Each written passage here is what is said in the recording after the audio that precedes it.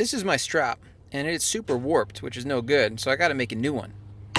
I'm using this piece of Osage orange, which is a super dense, flexible, really strong wood, so I can make a really thin, lightweight strap.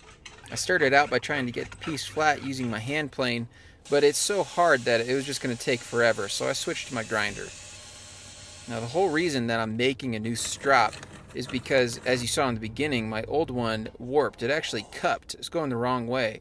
So in this one, I'm going to shape it so that it's kind of like a oval cross section. So basically each side of the strap's not going to be totally flat.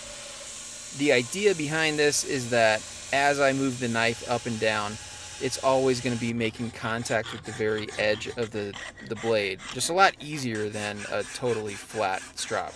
I've not seen this anywhere else. This is a new idea.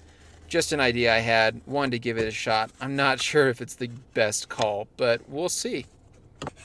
So now that the Osage is shaped, I can go ahead and contact cement the pieces of leather on.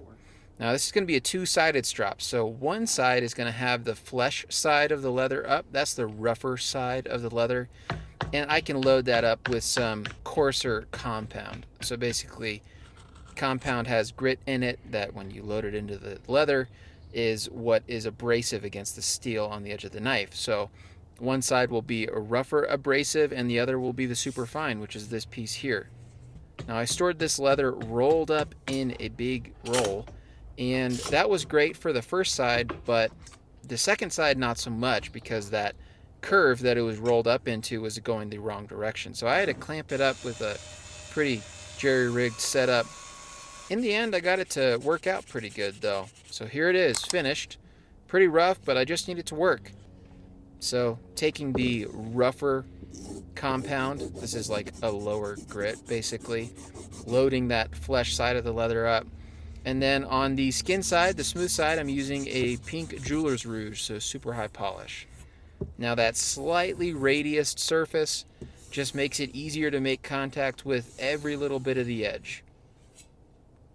So far, I'm pretty pleased with how it works, and this is going to be a great way to maintain my kitchen knives, and this piece of wood won't warp as easy as the last.